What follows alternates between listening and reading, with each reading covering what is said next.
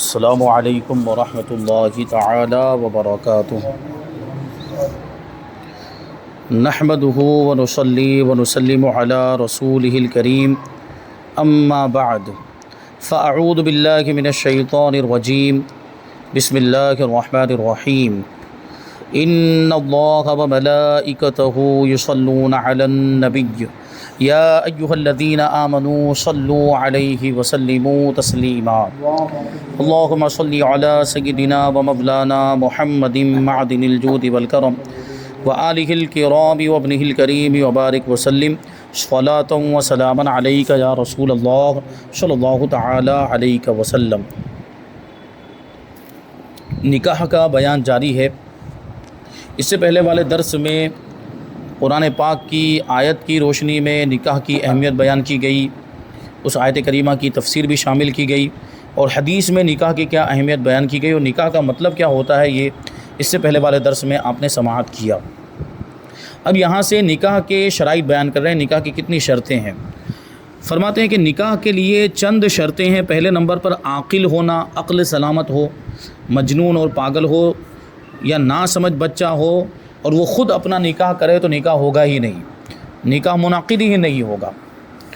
تو کہتے ہیں مجنون یا ناسمجھ بچے نے نکاح کیا تو منعقد نہیں ہوا۔ نمبر 2 بلوغ یعنی بالغ ہونا۔ نابالغ اگر سمجھدار ہے تو منعقد ہو جائے گا۔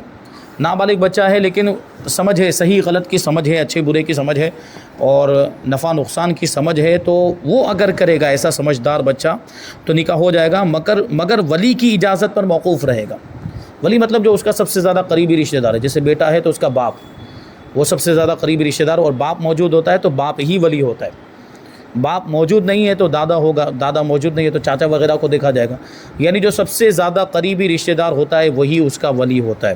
تو اگر نابالغ بچہ سمجھدار تھا تو سمجھدار ہونے کی وجہ سے نکاح منعقد تو ہو جائے گا، لیکن ولی کی اجازت پر موقوف ہوگا، یعنی ولی اجازت دے گا تو نافذ ہوگا۔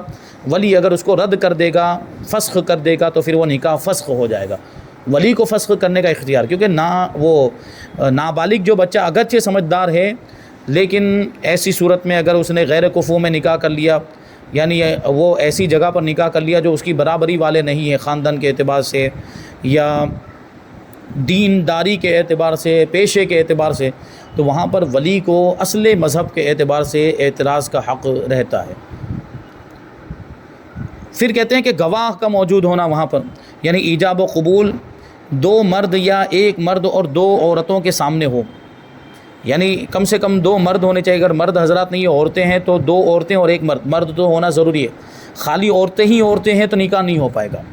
گواہ ہمیں عام طور پر ہمارے یہاں پہ تو 2 مرد حضرات ہی گواہ ہوتے ہیں، اور ان میں بہتر یہ ہے کہ وہ 2 حضرات جو گواہ کے طور پر مقرر کیے جائیں وہ کیسے ہونے چاہیے؟ عادل ہونے چاہیے، غیر فاسق ہونے چاہیے، یعنی نیک نمازی، شریعت کے پابند ہو، اور چہرے پر انہوں نے سنت رسول بھی سجائی ہو، داڑھی بھی رکھی ہو شریعت کے مطابق، ایسے لوگوں کو ہی گواہ بنایا جائے تو یہ سب سے بہتر ہے۔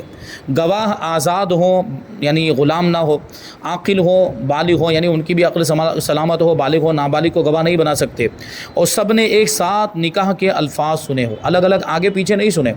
جیسے ابھی نکاح ہو رہا تھا ایجاب و قبول، ایک آدمی ابھی بیٹھا ہوا تھا، اس نے سن لیا، یہ گواہ بن گیا، لیکن پھر یہ اٹھ کے چلا گیا، دوسرا آدمی آیا اور دوسری مرتبہ ان لوگ نے الفاظ کہے، پھر وہ سن رہا ہے، تو یہ تو ساتھ میں سننا نہیں ہوا، الگ الگ طور پہ سننا ہوا۔ دونوں ایک ساتھ میں اسی مجلس میں حاضر ہوں اور دونوں ایک ساتھ میں ہی ایجاب و قبول کو سنیں۔ بچوں اور پاگلوں کی گواہی سے نکاح نہیں ہو سکتا، صرف عورتوں یا خنثی کی گواہی سے بھی نکاح نہیں ہو سکتا، یعنی وہ جو نہ مرد ہو نہ عورت، اس کی گواہی بھی نہیں چلے گی جب تک ان میں کے 2 کے ساتھ ایک مرد نہ ہو، یعنی 2 عورتیں، اگر عورتیں ہیں تو 2 عورتیں اور 1 مرد ہو تو ہو جائے گا۔ صرف عورتیں ہیں یا صرف خنثی ہیں تو ایسی صورت میں نکاح نہیں ہو پائے گا۔ اب آگے نکاح کا حکم بیان کرتے ہیں کہ نکاح کرنا کب ضروری ہوتا ہے، کب ضروری نہیں ہوتا ہے۔ کہتے ہیں کہ اعتدال کی حالت میں، یعنی درمیانی حالت ہے۔ درمیانی حالت یعنی نہ شہوت کا بہت زیادہ غلبہ ہے، نہ ہی وہ عنین اور نامرد ہے، اور مہر و نفقہ پر قدرت بھی ہو، یعنی عورت کا مہر بھی دے سکتا ہے اور اس کے نفقے کی بھی اس کے پاس طاقت ہے، یعنی اس کو کھلا پلا بھی سکتا ہے، اس کے لباس وغیرہ کا بھی انتظام وہ کر سکتا ہے، تو یہ کہیں گے درمیانی حالت۔ تو ایسی صورت میں عام حالات میں نکاح کرنا سنت مؤکدہ ہے کہ نکاح نہ کرنے پر اڑا رہنا گناہ ہے۔ نکاح کرنا چاہیے، اللہ کے رسول صلی اللہ علیہ وسلم کی سنت ہے، سنت موقدہ ہے۔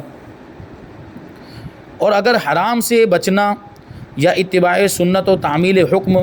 یا اولاد حاصل ہونا مقصود ہے تو ثواب بھی پائے گا۔ یعنی نیت یہ کی کہ حرام سے بچنے کے لیے نکاح کرتا ہوں، یا نبی پاک صلی اللہ علیہ وسلم کی سنت پر عمل کرنا ہے، حضور پاک صلی اللہ علیہ وسلم کی سنت کی پیروی اتباع کی نیت سے، اور حضور پاک صلی اللہ علیہ وسلم نے حکم بھی دیا ہے نکاح کرنے کا، اللہ تبارک و تعالیٰ نے بھی حکم دیا، تو اللہ اور اس کے رسول کے حکم پر عمل کرنے کی نیت ہو، اسی طریقے سے اولاد حاصل کرنے کی نیت ہو، تو یہ سب نیتیں بہت اچھی ہیں۔ تو ان نیتوں کی وجہ سے ثواب ملے گا اگر ان نیتوں کے ساتھ کوئی نکاح کرتا ہے تو، اور اگر محض لذت یا قضائے شہوت پوری کرنے کے لیے کوئی نکاح کرتا ہے تو پھر کوئی ثواب نہیں ملے گا۔ شہوت کا غلبہ ہے کہ نکاح نہ کرے تو معاذ اللہ اندیشہ زنا ہے،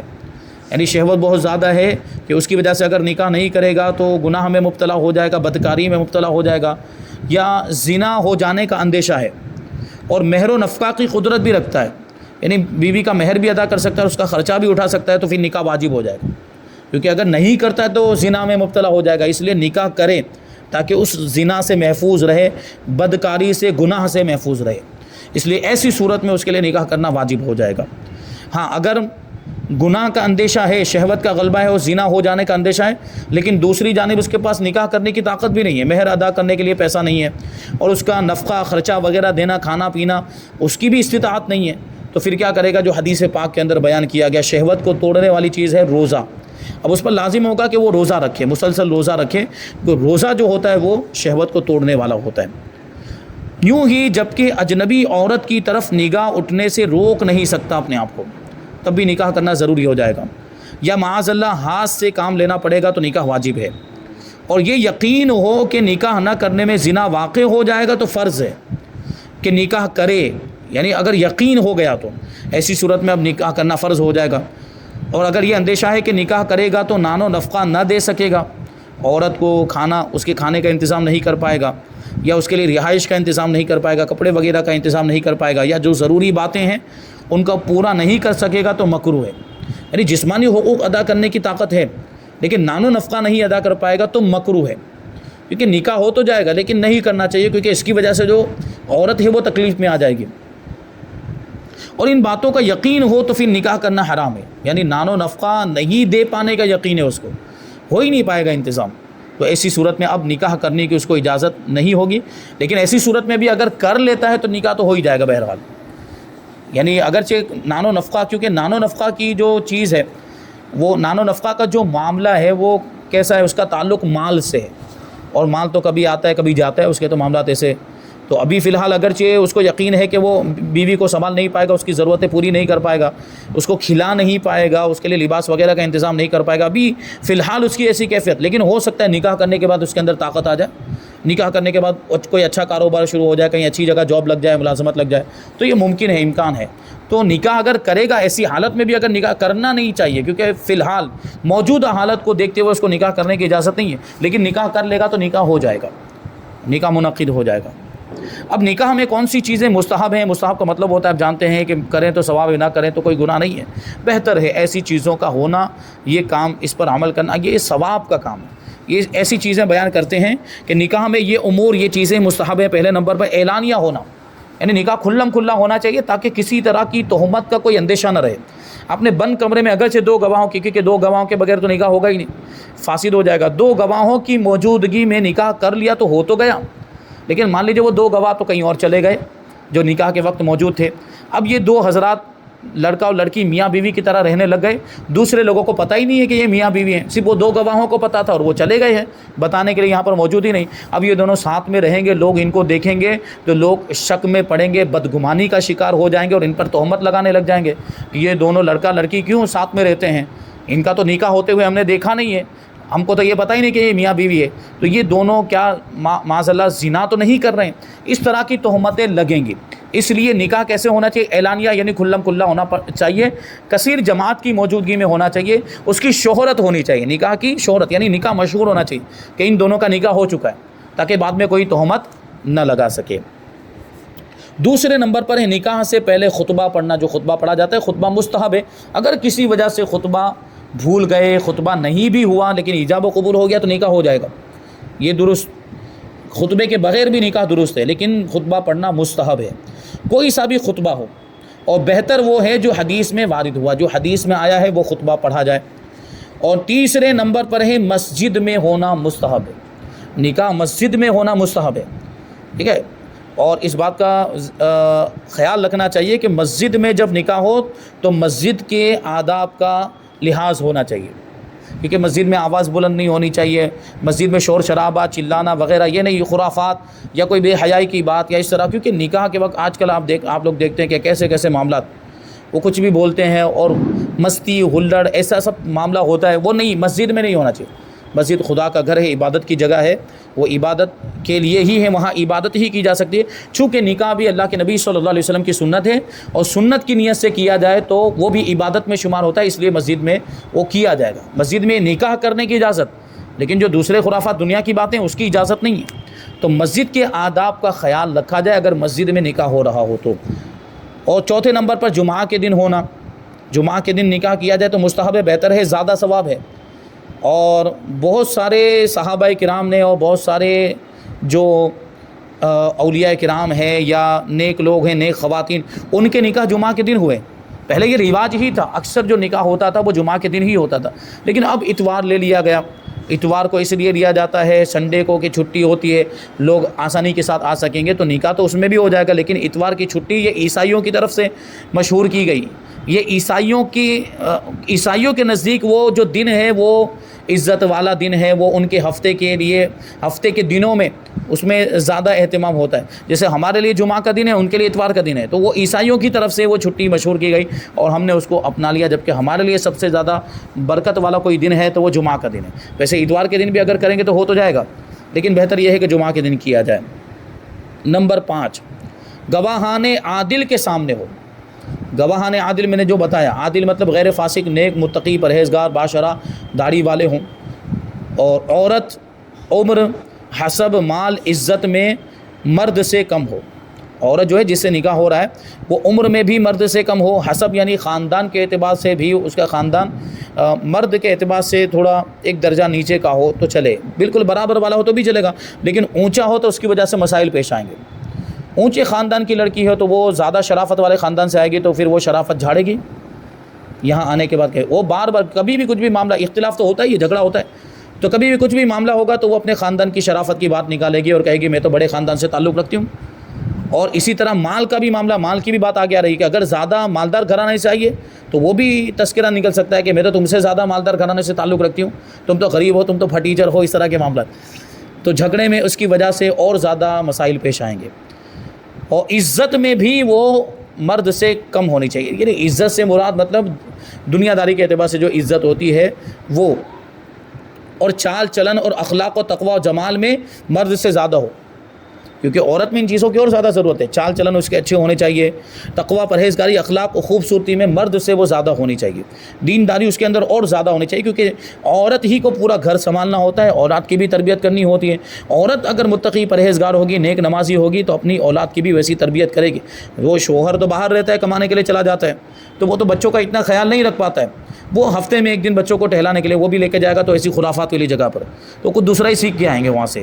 عورت گھر میں رہتی ہے، زیادہ اس کا وقت بچوں کے ساتھ گزرتا ہے، تو عورت اگر نیک ہوگی تو بچے بھی نیک ہو جائیں گے۔ یہ آپ دیکھیں اولیاء کرام کی زندگیوں کو، اللہ کے ولی، اکثر اولیاء کرام کے حالات میں آپ نے سنا ہوگا کہ ان کے والد صاحب کا بچپن میں ہی انتقال ہو گیا، یعنی جب وہ اللہ کے ولی چھوٹے تھے تبھی ان کے والد صاحب کا انتقال ہو گیا۔ کسی اللہ کے ولی کی 5 سال کی عمر تھی تو والد صاحب کا انتقال ہوگا، اور کسی کی 10 سال کی عمر تھی تو پھر تربیت کس نے کی؟ ماں نے تربیت کی۔ تو وہ مائیں ایسی ہوتی تھی، وہ جب تربیت کرتی تھی تو پھر بچہ اللہ کا ولی بن جاتا تھا۔ کیسی وہ تربیت کرتی ہوں گی، کیونکہ وہ مائیں بھی اس زمانے کی، وہ عابدہ زاہدہ عبادت گزار، 5 وقت کی نمازیں تو پڑھتی تھی، تہجد کی نماز بھی ان کی نہیں چھوٹتی تھی ایام مخصوصہ کے علاوہ، تو ان کے پھر بچے بھی ویسے ہوتے تھے کیونکہ ماں سے سیکھتے۔ غوث پاک رضی اللہ تعالیٰ عنہ کا واقعہ آپ نے سنا ہوگا، بار بار یہ بات آتی ہے۔ غوث پاک رضی اللہ تعالیٰ عنہ ماں کے پیٹ سے 18 پارے کے حافظ بن کے پیدا ہوئے۔ جب مدرسے میں گئے تو استاد نے پڑھا پڑھو بسم اللہ، تو بسم اللہ بھی پڑھ دیے، اعوذ باللہ بھی بسم اللہ بھی، اور الف لام میم سے پڑھنا شروع کر دیا، 18 پارے تک سنا دیے۔ اب 18 پارے کے بعد رک گئے، تو استاد نے کہا یہاں کیوں رک گئے، اور سناتے، پورا مکمل کر دیتے۔ تو غوث پاک رضی اللہ تعالیٰ جو اتنے چھوٹے 5 سال کی عمر ہے، وہ اپنے استاذ گرامی سے عرض کرتے ہیں کہ میری والدہ کو 18 پارے ہی یاد تھے، اور میں جب پیٹ میں تھا تو میری والدہ روزانہ 18 پاروں کی تلاوت کرتی تھی، تو مجھے پیٹ میں سن سن کے یاد ہو گیا۔ جیسے اب یہ حمل کی حالت میں بھی جو جان پڑ جاتی ہے جب بچے کے اندر، جب 120 دن ہو جاتے ہیں، 4 مہینے، جب جان پڑ جاتی ہے تو پھر ماں جو کچھ بھی کرتی ہے اس کا اثر بچے پر پڑتا ہے۔ حمل کی حالت میں بھی اگر ماں گانے سنے گی تو اس کا اثر بھی وہ بچے پر بھی پڑے گا، اگر ماں فلمیں ڈرامے دیکھے گی، سیریلز دیکھے گی تو اس کا اثر بچے پر پڑے گا، اور اگر کوئی اچھا کام کرے گی، کوئی نیک کام کرے گی تو اس کا اچھا اثر بچے پر پڑے گا۔ یہ دیکھیں غوث پاک رضی اللہ تعالیٰ عنہ کی والدہ 18 پارے کی حافظہ تھی، وہ جب پڑھا کرتی تھی تو بچے کو یاد ہو گئے۔ غوث پاک حالانکہ وہ اللہ کے ولی ہیں، ان کی شان ہی نرالی، لیکن اس میں ماں کا بھی تو کردار ہے، ماں کا بھی تو رول ہے۔ تو یہ دیکھیے ماں کی تربیت کا بچوں کی زندگی میں بہت ہی اہم کردار ہوتا ہے، تو اس پر بھی توجہ دینے کی ضرورت ہے کہ اس کے چال چلن اور اخلاق کے اعتبار سے، تقوی پرہیزگاری کے اعتبار سے وہ مرد سے بڑھ کر ہونی چاہیے۔ اور نمبر 7، جس سے نکاح کرنا ہو اسے کسی معتبر عورت کو بھیج کر دکھوا لے، اور عادت و اطوار و سلیقہ وغیرہ کی خوب جانچ کر لے کہ آئندہ خرابیاں نہ پڑیں۔ یہ ہوتا ہے، یہ تو ہمارے یہاں پہ اب یہ تو اوور ہوتا ہے، مطلب اتنی انکوائری کرتے ہیں کہ جتنی کی ضرورت ہی نہیں ہوتی، بہت زیادہ انکوائری ہو جاتی ہے، تو اتنا بھی نہیں، لیکن جس سے مطلب اعتماد حاصل ہو جائے، بھروسہ ہو جائے کہ ہاں واقعی چال چلن کے اعتبار سے، اخلاق و کردار کے اعتبار سے، تقوی پرہیزگاری کے اعتبار سے کسی آس پڑوس کی عورت کو بھیج کر یا کسی اس کی سہیلی کے ذریعے، اپنے گھر میں کوئی خاتون ہو تو اس کو بھیج کر اس کی سہیلی سے معلومات حاصل کرے، کیونکہ سہیلی کو جو باتیں معلوم ہوتی ہے وہ کبھی بعض اوقات گھر والوں کو بھی نہیں پتہ ہوتا، کیونکہ سہیلیوں کے ساتھ وہ رہتی ہیں، اٹھتی بیٹھتی ہے، تو ساری باتیں، راز کی باتیں بھی ان کو پتہ ہوتی ہیں، تو وہ ان سے معلوم کیا جا سکتا ہے۔ کبھی وہ بہت ہی واقعی محرم راز ہے تو نہیں بتائے گی آپ کو، لیکن اور کچھ طریقہ ایسا اختیار کیا جا سکتا ہے کہ جس سے اس کی عادتیں معلوم ہو جائے اور اس کے اخلاق کے بارے میں پتہ چل جائے کہ کچھ ایسی گڑبڑ تو نہیں، کوئی خرابی تو نہیں ہے، شرعی اعتبار سے کوئی خرابی تو نہیں پائی جاتی، دینداری میں کیا معاملہ ہے، نمازی ہے کہ نہیں، یہ سب یہ معلوم کیا جائے، اور یہ پہلے ہی سے معلوم کر دیا جائے، کیونکہ اگر ایسے بغیر معلومات کے نکاح کر لیا تو آئندہ اس کی وجہ سے خرابیاں پیدا ہو سکتی ہیں، اس کی وجہ سے لڑائی جھگڑے ہوں گے، اور بعد میں باتیں نکلے گی ہم نے تو تمہیں ایسا سمجھا تھا، تمہیں تو یوں سمجھا تھا اور تم تو ایسی نکلی، تو اس کی وجہ سے آگے کی جو زندگی ہے وہ دشوار ہو جائے گی، اس میں مشکلوں کا سامنا کرنا پڑے گا، کیونکہ پوری زندگی رہنا ہے ساتھ میں، چند سالوں کی بات نہیں، 2-4 سالوں کی بات نہیں ہے۔ میاں بیوی کا جو رشتہ ہے وہ ہمیشہ کا ہوتا ہے، جب تک طلاق نہ دے یا جب تک دونوں میں سے کسی ایک کا انتقال نہ ہو جائے، وہاں تک تو وہ ہمیشہ تو میاں بیوی رہیں گے۔ نکاح جو ہے وہ صرف 2 ہی چیزوں سے ختم ہو سکتا ہے، یا تو طلاق کے ذریعے سے یا پھر ان میں سے کسی ایک کی موت کے ذریعے سے، تو یہ ہمیشہ کا رشتہ ہے۔ نمبر 8، کنواری عورت سے اور جس سے اولاد زیادہ ہونے کی امید ہو نکاح کرنا بہتر ہے۔ اور نمبر 9، سن رسیدہ یعنی جس کی عمر بہت زیادہ ہو گئی ہو۔ اور نمبر 10، بد خلق یعنی جو عورت بد اخلاق ہو، بدتمیزی کرنے والی ہو۔ اور نمبر 11، جو زانیہ ہو، جس نے کسی سے زنا کیا ہو، اس سے نکاح نہ کرنا بہتر ہے، کیونکہ دیکھیے پہلی صورت میں سن رسیدہ یعنی عمر زیادہ ہو چکی ہے اور مرد کی عمر کم ہے، تو اس کی وجہ سے بھی کچھ وہ ایج گیپ ہونے کی وجہ سے کچھ مسائل پیدا ہو سکتے ہیں، یا بہت زیادہ عمر والی ہو گئی کہ بچے کی صلاحیت ہی ختم ہو گئی ہے اس کے اندر، تو پھر بچے اولاد کا حصول نہیں ہو پائے گا اس کی وجہ سے۔ پھر دوسرے نمبر پر بد اخلاق ہے تو بدتمیزی کرے گی، شوہر کے ساتھ بھی شوہر کا ادب نہیں کرے گی، شوہر کے حقوق ادا نہیں کرے گی، یا شوہر کے گھر والوں ساس سسر کے حقوق ادا نہیں کرے گی، تو اس کی وجہ سے بھی گھر کا ماحول پراگندہ ہوگا۔ اور زانیہ ہے تو اتنا بڑا گناہ کر چکی ہے تو اس کے تعلق سے پھر شوہر کو اعتماد ہی حاصل نہیں ہو پائے گا، تو یہ چیز بھی ہے۔ نمبر 12، عورت کو چاہیے کہ مرد دیندار، خوش خلق یعنی اچھے اخلاق والا ہو، مالدار ہو اور سخی سے نکاح کرے، یعنی سخاوت کرنے والا ہو، یعنی مالدار ہو، اس کے ساتھ اگر کنجوس ہے تو پھر کوئی مطلب نہیں، کنجوس ہے تو پھر وہ عورت پر خرچ کرنے میں بھی کنجوسی کرے گا، بچوں پر خرچ کرنے میں بھی کنجوسی کرے گا، یعنی مالدار ہونے کے ساتھ ساتھ وہ کیا ہونا چاہیے، سخی بھی ہونا چاہیے، یعنی اس کا ہاتھ کھلا ہوا ہونا چاہیے، اور اتنا بھی کھلا نہیں ہونا چاہیے کہ پھر سارا ہی مال فقیروں کو دے دیا، ابھی عورت بھوکی بیٹھی ہوئی ہے وہاں پہ یا بچے بھوکے بیٹھے ہوئے ہیں، اس کا یہ بھی مطلب نہیں ہے، یعنی ضرورت کے مطابق یعنی جتنا خرچ کرنا چاہیے جو مناسب مقدار ہے، زکوٰۃ جو واجبہ جو صدقہ واجب ہے وہ تو دینا ہی ہے، زکوٰۃ دینی ہے، فطرہ دینا ہے، اس کے علاوہ بھی اگر خرچ کرنا چاہتا ہے تو مناسب مقدار میں خرچ کرے اور اپنے بیوی بچوں کا بھی خیال کرے، اور فاسق اور بدکار سے نکاح نہ کرے، عورت کو چاہیے کہ وہ کسی فاسق آدمی سے، بدکار آدمی سے نکاح نہ، کیونکہ فاسق ہوگا اللہ کی نافرمانی کرنے والا ہوگا، یا بدکار ہوگا کہ اس معاملے میں اگر وہ مشہور ہے کہ عورتوں کے پیچھے لگا رہتا ہے، تو ظاہر سی بات اگرچہ نکاح ہو گیا ہے، نکاح کے بعد بھی اس کی وہ عادت اس کو گناہوں پر ابھار سکتی ہے، اور وہ پھر دوسری عورتوں اجنبی عورتوں کی طرف اس کی توجہ جا سکتی ہے. تو اس کی وجہ سے ظاہر سی بات یہ کیسے اس کو برداشت ہوگا؟ اس چیز کو تو عورت برداشت کر ہی نہیں سکتی ہے. تو یہ بات بھی اس کو اس کا بھی لحاظ کرنا چاہیے کہ وہ جو مرد ہے وہ فاسق اور بدکار نہیں ہونا چاہیے، کیونکہ وہ نیک ہوگا، متقی پرہیزگار ہوگا تو اس کے حقوق کا لحاظ کرے گا اور اس کے حقوق ادا کرے گا اور اس کا خیال کرے گا، اس کی ضرورتوں کو شریعت کے مطابق پورا کرے گا. نمبر 13، اور یہ بھی نہ چاہیے کہ کوئی اپنی جوان لڑکی کا بوڑھے سے نکاح کر دے. یعنی جو ولی کو جو اختیار دیا گیا کہ ولی اپنی بیٹی کا نکاح کرا سکتا ہے، تو اس کا یہ مطلب نہیں کہ اپنی نوجوان بیٹی کا نکاح کسی بوڑھے آدمی سے کروا دے. یہ اس کے ساتھ ظلم ہوگا، یہ اس پر ظلم کرنا ہوا کہ وہ اس کی نوجوان لڑکی. کبھی ایسا ہوتا ہے پیسوں کی لالچ میں، مال کی لالچ میں، کہ وہ خوب مال آفر کر رہا ہے کہ تم کو اتنے لاکھ دے دوں گا تو اپنی جوان لڑکی کا مجھ سے نکاح کر دو. تو وہ پیسوں کی لالچ میں کچھ لوگ ایسا کر دیتے. تو یہ تو نکاح نہ ہوا، یہ تو کوئی سودا ہو گیا.